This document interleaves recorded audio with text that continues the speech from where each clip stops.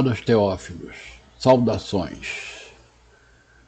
Eu estou aqui, nesse vídeo eu vou interromper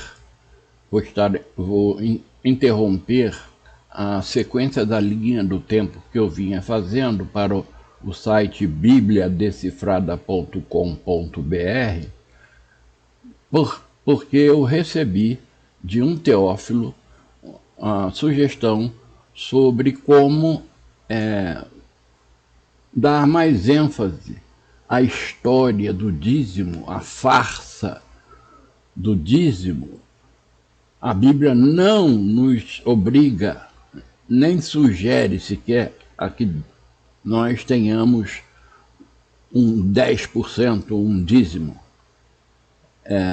Existe a generosidade, que eu vou tratar logo à frente, que é uma coisa que realmente é um comportamento adequado de um bom teófilo. Ser generoso. Mas vamos... meu nome é Tadeu Parreira Coelho. Se você estiver assistindo meu vídeo pela primeira vez, eu sou o autor do livro O Mistério que Estiver Oculto dos Séculos, e tenho também o site escoladeteofilia.com. Mas vamos à história, porque o tempo urge. Os líderes da atualidade, quando querem pedir dinheiro, se utilizam de forma imoral de certas passagens bíblicas, tentando mostrar que o dízimo é uma obrigação. Então, em Malaquias, eles se baseiam muito nessa passagem aqui. Malaquias, capítulo 3, versos 9 e 10. Vós sois amaldiçoados com a maldição, porque a mim me roubais, sim, vós, esta nação toda. Trazei todos os dízimos à casa do tesouro, para que haja mantimento na minha casa, e depois fazei prova de mim, diz o Senhor dos Exércitos, se eu não vos abrir as janelas do céu e não derramar sobre vós bênção sem medida, que dela vos advenha a maior abastança. Detalhe, essa passagem é de um profeta que viveu por volta do ano 500 antes de Jesus Cristo. Foi a época que eles saíram de Babilônia e estavam querendo reconstruir o templo e precisavam de recursos. Então o profeta apelou para a lei do dízimo. Eles tinham, os judeus têm até hoje, a lei do dízimo. O dízimo é lei de Moisés. Eu vou estar demonstrando isso para vocês. Mas para nós, dízimo não representa nada. Vamos seguir adiante. Outra passagem que é muito explorada é a seguinte: dai e dar-se-vos-á. Isso é de Lucas, capítulo 6, versículo 38. Dai e ser-vos-á dado, boa medida, recalcada, sacudida e transbordante vos darão. Porque com a mesma medida com que medis, vos medirão a vós. Isso é muito usado. Mas aqui, se você for lá no texto e ler os versículos todos, vocês vão ver que ele está se referindo à generosidade, a você ser uma pessoa pronta a dar. Dai e dar-se-vos-á. Dai a quem necessita. Não está se referindo à igreja, está se referindo à generosidade no todo. Bom, a definição de dízimo, segundo Aurélio Buarque de Holanda, é substantivo masculino, significa a 10ª parte. Qual é a definição de dízimo, segundo a Bíblia de Estudos Almeida? Dízimo é a 10ª parte tanto das colheitas como dos animais que os israelitas ofereciam a Deus. Está em Levítico, capítulo 27, versículos 30 ao 32. Epístola de São Paulo aos Hebreus, capítulo 7, versículos 1 ao 10. O dízimo era usado para o sustento dos levitas. Naquela época, dos 12 filhos de Jacó foram criadas 12 tribos. Existia a tribo de Levi, que foi escolhida para trabalhar no templo e não podia ter outra atividade. Então elas necessitavam que o restante do povo contribuísse para o sustento dos levitas. Mas hoje nós não temos mais levitas. Se fala muito aí em igrejas, as pessoas que cantam em grupos de louvor, chamam eles de levitas, mas pegaram isso sem nenhum fundamento. Pegaram esse nome sem nenhum fundamento. Então, os levitas são descendentes de Levi, segundo dos 12 filhos de Jacó. E assim vai. Os dízimos, aqui em Deuteronômio 14, está Moisés instituindo o dízimo. Os dízimos para o serviço do Senhor. Certamente darás os dízimos de todo o produto da tua semente que cada ano se recolher do campo. Mas deixa eu procurar a frase que eu marquei. E perante o Senhor teu Deus no lugar que escolher, para lhe fazer habitar o seu nome. Comerás os dízimos do teu grão, do teu mosto e do teu azeite, os primogênitos das vacas e das ovelhas, para que aprendas a temer ao Senhor teu Deus por todos os dias. Mas se o caminho te for tão comprido que não possas levar os dízimos, por estar longe de ti, o lugar que o Senhor teu Deus escolher para ali pôr pelo seu nome, quando o Senhor teu Deus te tiver abençoado. Tudo isso é do Antigo Testamento. O Antigo Testamento, ele é muito importante para nós pelas profecias que ele faz, a comprovação de que a Bíblia é inspirada por Deus, porque existem profecias onde são feitas profecias na Bíblia e na própria história da Bíblia, que foi escrita em 2000 anos, mais ou menos, nela mesmo é narrado o cumprimento das profecias. Mas vamos em frente. Em Gênesis capítulo 14, e bendito seja o Deus Altíssimo que entregou Isso é a primeira vez que se fala de dízimo na Bíblia. E bendito seja o Deus Altíssimo, isso aí está em Gênesis 14, capítulo 14, verso 20. E bendito seja o Deus Altíssimo que entregou os teus inimigos nas tuas mãos.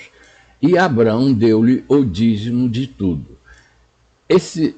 Essa forma é o seguinte, o semita, especialmente naquela época, eles tinham o hábito de, sempre que fosse fazer uma visita para alguém, tinha que levar alguma coisa de presente.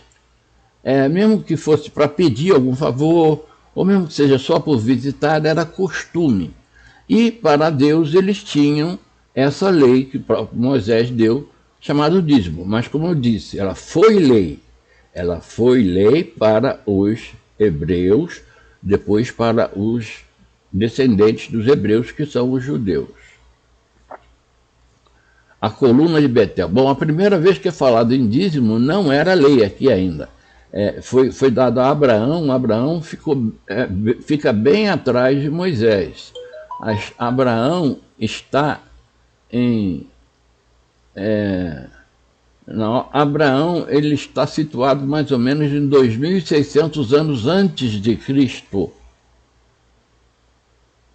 Tá? E essa escrita está sendo feita por volta dos anos 1900, mais ou menos. Então, tem um espaço aí de 700 anos entre um texto e o outro. Bom, vamos prosseguir. Bom, então primeiro acontece esse dízimo de Abraão. Não era lei, mas Abraão resolveu agradecer em forma de gratidão a Deus, reservar a 10ª parte do que ele tinha conquistado na guerra contra os os 4 reis contra os 5 reis. Ele participou dessa guerra e foi vencedor. Então ele quis dar, foi um sentimento de gratidão que não era lei até então. Então, bendito seja o Altíssimo, agora aqui foi em Gênesis, foi Abraão. Depois nós temos a coluna de Betel com Jacó. Jacó, ele diz o seguinte, e também foi voluntário, não existia a lei do dízimo ainda. Então a coluna de Betel, Jacó levantou, versículo 18, Gênesis 28, versículo 18. Jacó levantou-se de manhã cedo, tomou a pedra que pusera debaixo da cabeça e a pôs como coluna, e derramou-lhe azeite em cima. E chamou aquele lugar Betel, porém o nome da cidade antes era Luz.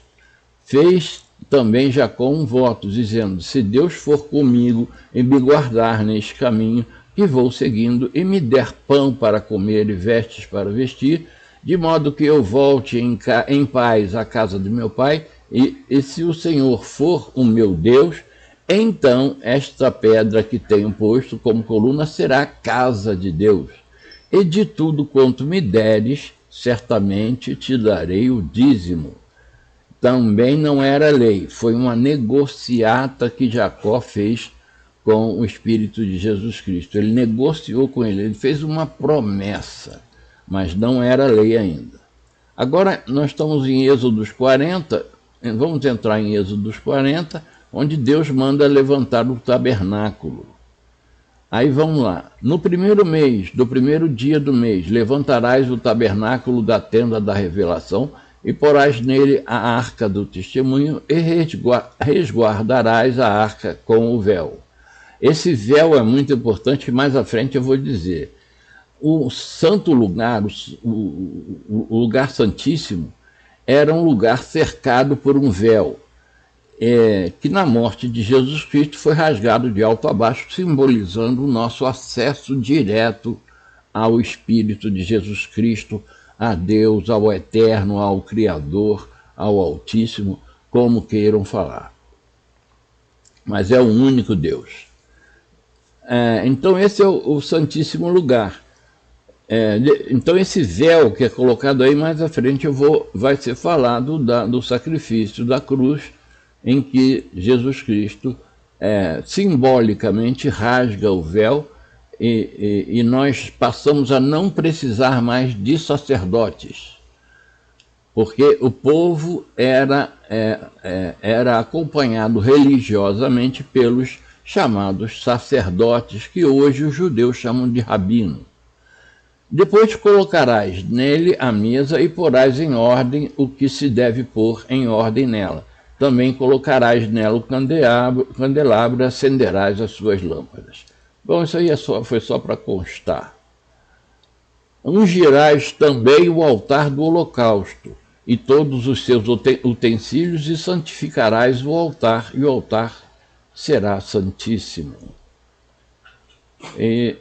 Números 18, ele diz o seguinte, a partir do verso 1.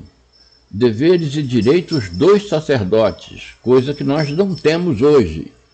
Essa história de pastor, de bispo, de apóstolo, que se coloca como hierarquia, é algo que Jesus Cristo abominou e é chamado de nicolaítas, essas pessoas que inseriram a hierarquia na igreja.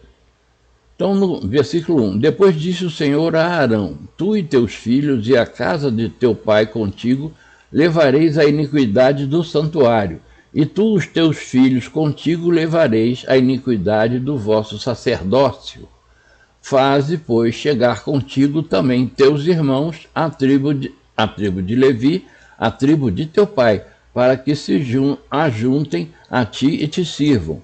Mas tu e teus filhos contigo estareis perante a tenda do testemunho. Eles cumprirão as tuas ordens e assumirão o encargo de toda a tenda, mas não se chegarão aos utensílios do santuário, nem ao altar, para que não morram, assim eles como vós. mas se ajuntarão a ti e assumirão o encargo da tenda da revelação para todo o serviço da tenda, e o estranho não se chegará a vós. O estranho seria o estrangeiro. Vós, pois, assumireis o encargo do santuário e o encargo do altar, para que não haja outra vez furor sobre os filhos de Israel. Eis que eu tenho tomado vossos irmãos, os levitas, do meio dos filhos de Israel, eles vos são uma dádiva feita ao Senhor para fazerem o serviço da tenda da revelação. Mas tu e teus filhos contigo cumprireis o vosso sacerdócio no tocante a tudo o que é do altar e a tudo o que está dentro do véu. Nisso servireis. Eu vos dou o sacerdócio como dádiva ministerial, e o estranho que se chegar será morto. Disse mais o Senhor a Arão: eis que eu te tenho dado as minhas ofertas alçadas, com todas as coisas santificadas dos filhos de Israel, e a ti as tenho dado como porção, e a teus filhos como direito perpétuo. Então, a tribo de Levi, ela foi escolhida para trabalhar como sacerdotes. E, como sacerdotes, eles eram intermediários do povo com Deus, com o Espírito de Jesus Cristo. Agora, vamos seguir à frente. Essa passagem, essa palestra que eu estou falando aqui, de resumo, eu vou transmitir mais calmamente na minha live ao vivo, que eu faço todos os sábados às 8 horas da noite ou 20 horas. Eu fico em vigília, no mínimo até a meia-noite de domingo, para responder, pronto para atender às necessidades de dúvidas dos teófilos. Bom, aqui nós estamos vendo tudo o que significa o Antigo Testamento. Isso era lei para eles, não para nós.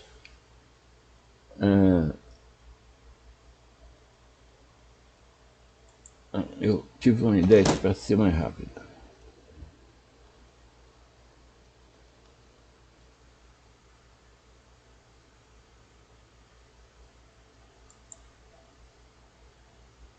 Trazeis todos os dízimos à casa do tesouro. Isso aí foi uma passagem de Zacarias. E é tenebrosa essa passagem, hein? Observem bem que ele começa: vós sois amaldiçoados com a maldição, porque a mim me roubais. Sim, vós, esta nação toda. É que eles estavam passando em dificuldades para reconstruir o templo, porque o primeiro templo foi feito por Salomão. Mas os babilônios destruíram o templo quando levaram cativo o povo de Judá, de Judá, no caso. Depois vocês vão ver isso na linha do tempo. Então, ele é bastante severo e coloca medo nas pessoas. Então, os pastores usam muito essa passagem pelo medo, né, que ela provoca no homem.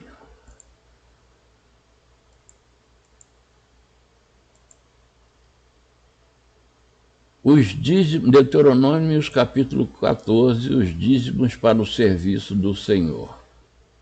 Certamente darás os dízimos de todo o produto da tua semente que cada ano se recolher do campo.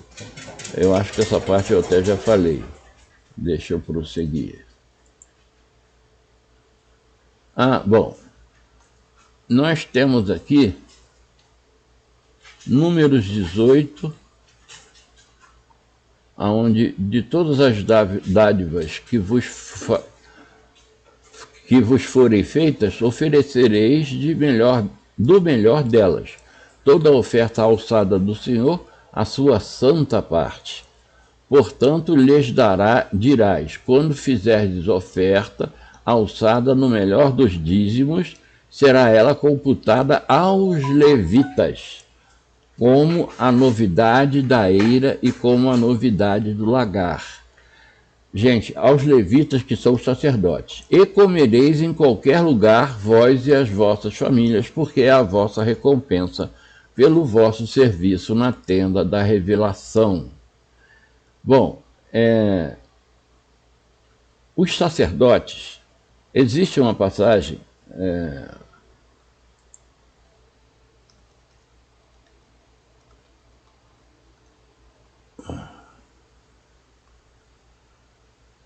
sacerdote. Aqui nós temos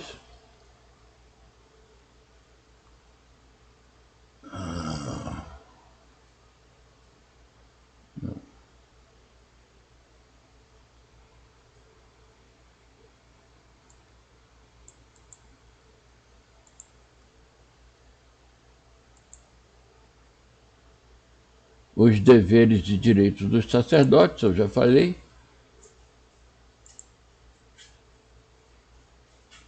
Então está aqui. E cantavam um cântico novo, dizendo: digno és de tomar o livro e abrir os seus selos, porque foste morto, e com o seu sangue compraste para Deus homens de toda a tribo, e língua, e povo, e nação. E para o nosso Deus o fizeste reino e sacerdotes, e eles reinarão sobre a terra.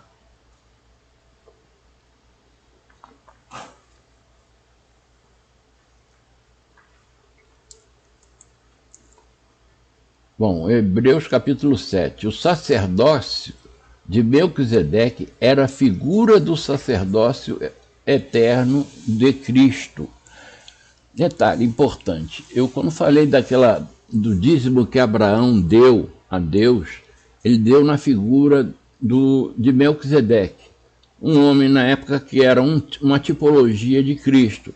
Não tinha origem, não tinha mãe, não tinha descendência, e não tinha início nem final de dias. Ele estava se referindo a uma manifestação física do Espírito de Jesus Cristo, de Deus, do Eterno, do Altíssimo, do Iervá, do Javé, os nomes que puderem ser dados. Porque este Melquisedeque, rei de Salém, sacerdote do Deus Altíssimo, que saiu ao encontro de Abraão quando este regressava da matança dos reis e o abençoou, a quem também Abraão separou o dízimo de tudo, sendo primeiramente por interpretação do seu nome, rei de justiça, e depois também rei de Salém, que é rei de paz. Sem pai, sem mãe, sem genealogia, não tendo princípio de dias nem fim de vida, mas feito semelhante do Filho de Deus, permanece sacerdote para sempre. Esse é Jesus Cristo, nosso sumo sacerdote. O importante dizer que o sacerdócio levídico foi substituído com o Novo Testamento. E capítulo 7 de Hebreus explica bem isso. Considerai, pois, quão grande era este, a quem até o patriarca Abraão deu o dízimo dentre os melhores despojos. Eu estou só dando uma conferida aqui. Bom, o meu tempo está bem escasso. Vamos lá.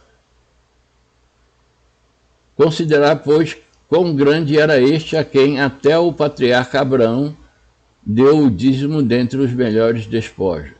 Isso aqui eu estou falando já de Hebreus, que é 50 anos depois de Cristo, escrito por São Paulo. Tá? Então, Hebreus capítulo 7, eu agora estou no versículo 5, são vários versículos, do 1 em diante. E os que dentre os filhos de Levi recebem o sacerdócio têm ordem, segundo a lei, de tomar os dízimos do povo, isto é, de seus irmãos, ainda que estes também tenham saído dos lombos de Abrão. Mas aquele cuja genealogia não é contada entre eles, tomou o dízimo de Abraão e abençoou ao que tinha as promessas. Porque Jesus Cristo, ele seguiu a árvore genealógica da tribo de Judá e não da tribo de Levi. Ora, sem contradição alguma, o menor é abençoado pelo maior. E aqui certamente recebem dízimos homens que morrem, Ali, porém, os recebe aquele de quem se testifica que vive. E, por assim dizer, por meio de Abraão, até Levi, que recebe dízimos, pagou dízimos, porquanto ele estava ainda nos lombos de seu pai quando Melquisedeque saiu ao encontro de Abraão. De sorte que, se a perfeição fosse pelo sacerdócio levídico, pois sob este o povo recebeu a lei, que necessidade havia ainda de que outro sacerdote se levantasse segundo a ordem de Melquisedeque, e que fosse contado segundo a ordem de Arão? Pois, mudando-se o sacerdócio, necessariamente se faz mudança da lei. Aquela lei onde é instituído o dízimo está sendo aqui, nesta passagem, ela está sendo mostrada a substituição pelos mandamentos de Jesus Cristo. Se vocês lerem o meu livro ou assistirem meus vídeos no escoladeteofilia.com, vocês vão ver isso aí. E eu essa preleção que eu estou dando para vocês aqui está um pouco corrida porque está resumida.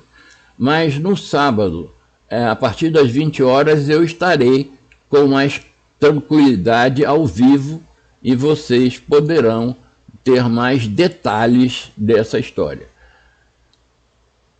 Porque aquele de quem essas coisas se dizem pertence a outra tribo, que é de Judá, da qual ninguém ainda serviu ao altar. Então, quer dizer, só quem servia ao altar recebia, usava o dízimo para seu sustento. Visto ser manifesto que nosso Senhor procedeu de Judá, tribo da qual Moisés não falou acerca de sacerdotes, e ainda mais manifesto é isto: se à semelhança de Melquisedeque se levanta outro sacerdote, que não foi feito conforme a lei de um mandamento carnal, mas segundo o poder de uma vida indissolúvel, porque dele assim se testifica: tu és sacerdote para sempre, segundo a ordem de Melquisedeque.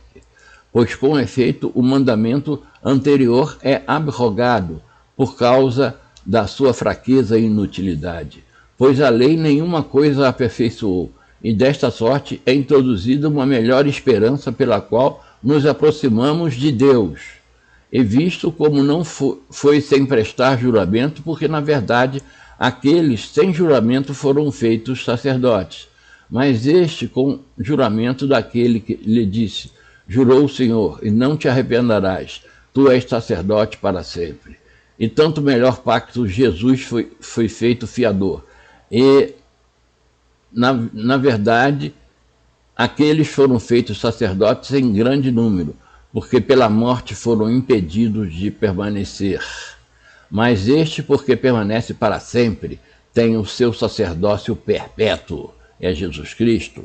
Portanto, pode também salvar perfeitamente os que por ele se chegam a Deus, porquanto vive sempre para interceder por eles. Porque nos convinha tal sumo sacerdote, santo, inocente, imaculado, separado dos pecadores e feito mais sublime que os céus, que não necessita, como sumos sacerdotes, de oferecer cada dia sacrifícios, primeiramente por seus próprios pecados e depois pelos do povo, porque isto fez ele uma vez por todas, quando se ofereceu a si mesmo em sacrifício, né? Porque a lei constitui sumos sacerdotes a homens que têm fraquezas, mas a palavra do juramento que veio depois da lei constitui ao Filho para sempre aperfeiçoado. E nós temos Hebreus capítulo 9, vou dar uma olhadinha no tempo, já vai vencer os 30 minutos, e eu vou talvez alongar um pouquinho, porque eu quero mostrar os reinos. O sacrifício do santuário, por causa das suas imperfeições, deviam repetir-se, mas o de Cristo é único, porque é perfeito. Ora, também o primeiro pacto tinha ordenanças de serviço sagrado e um santuário terrestre, pois foi preparada uma tenda, a primeira, na qual estavam o candeeiro e a mesa e os pães da proposição. A essa se chama o santo lugar. Isso aqui está sendo escrito 50 anos depois de Jesus. E a primeira leitura que eu fiz semelhante a essa é lá quando Moisés, nos anos 1600 a.C., quando ele escreveu a lei. Mas depois do segundo véu estava a tenda que se chama o Santo dos Santos, que tinha o incensário de ouro e a arca do pacto, toda coberta de ouro, em redor na qual estava um vaso de ouro que continha o maná e a vara de Arão que tinha brotado e as tábuas do pacto. Aqui ele está contando o que aconteceu naquela época. E sobre a arca dos querubins, bom, eu vou, para encerrar, eu vou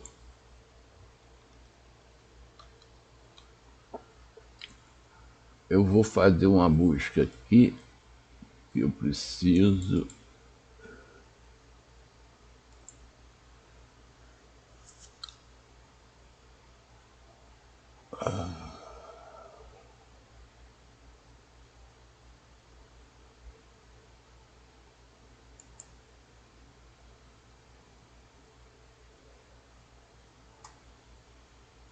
Aqui em Êxodo 19, no capítulo dos 5 e 6, ele diz: agora, pois, se atentamente ouvirdes a minha voz e guardardes o meu pacto, então sereis a minha propriedade peculiar dentre todos os povos, porque minha é toda a terra.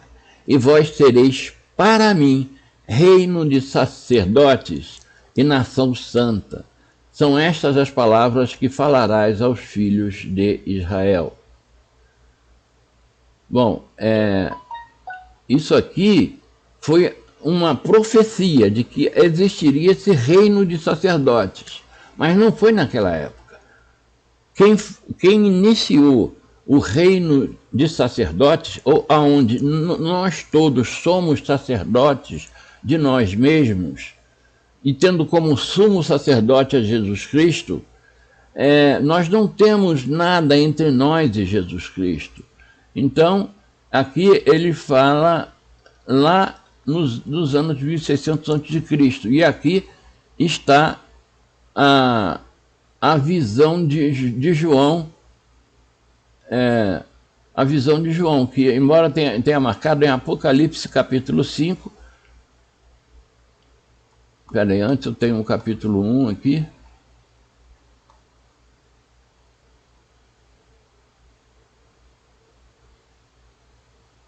Ai, meu Deus.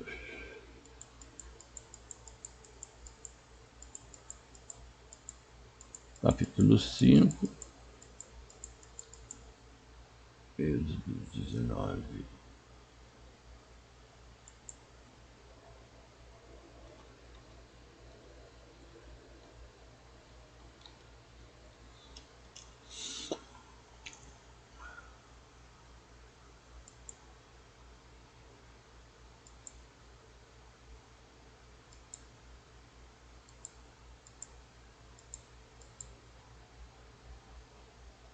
Então, essas passagens, elas mostram que lá em Moisés era feita a profecia do reino de sacerdotes.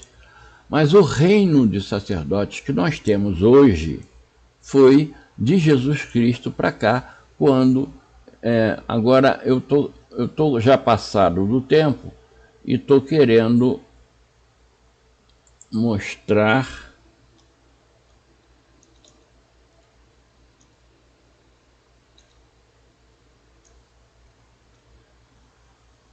eu não gosto de fazer muito demorado o vídeo porque não é bem visto isso. Apocalipse 5.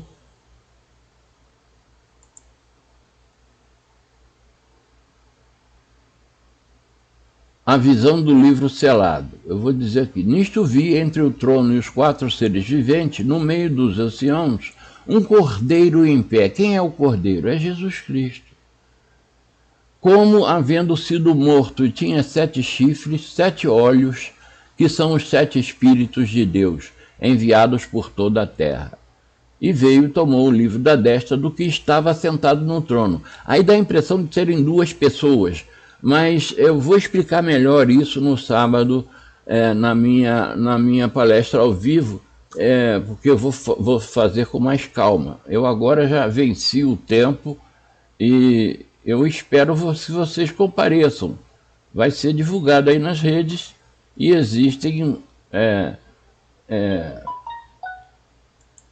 teófilos que já estão. Então, eu estou com 35 minutos, passei bem. Esse assunto, talvez eu faça mais um vídeo para falar o reino de sacerdotes que foi profetizado por Moisés, ele vem a ocorrer em Jesus Cristo. E tem uma carta de São Pedro,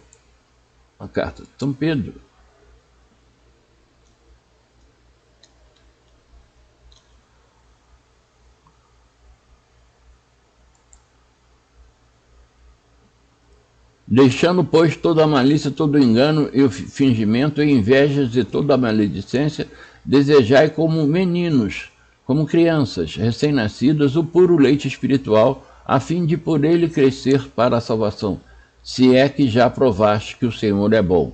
E chegando-vos para ele pedra viva, rejeitada na verdade pelos homens, mas para com Deus eleita e preciosa. Vós também, quais pedras vivas, sois edificados como casa espiritual para serdes sacerdócio santo, a fim de oferecerdes sacrifícios espirituais, não mais de sangue, aceitáveis a Deus por Jesus Cristo. Por isso, na Escritura se diz, eis que ponho em Sião uma... Gente, isso que eu estou lendo é São Pedro, é depois do nascimento de Jesus Cristo, por volta de uns 50 anos. Por isso, na Escritura se diz, eis que ponho em Sião uma principal pedra angular, eleita e preciosa, e quem nela crer não será confundido. E assim, para vós os que credes é a preciosidade, mas para os descrentes, a pedra que os edificadores rejeitaram, esta foi posta como a principal da esquina, e como uma pedra de tropeço e rocha de escândalo, porque tropeçam na palavra sendo desobedientes, para o que também foram destinados. Isso aí são os destinados para a ira. Isso aí vou falar com mais calma no domingo e talvez no próximo vídeo que eu vou fazer ele bem mais resumido.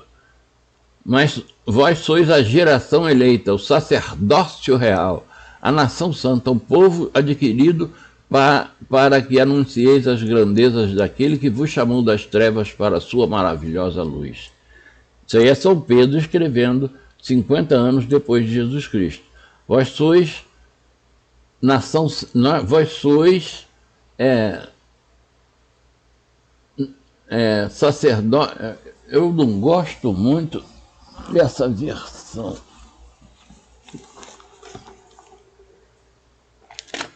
A minha iluminação aqui não está podendo, mas vou fazer o seguinte, pessoal.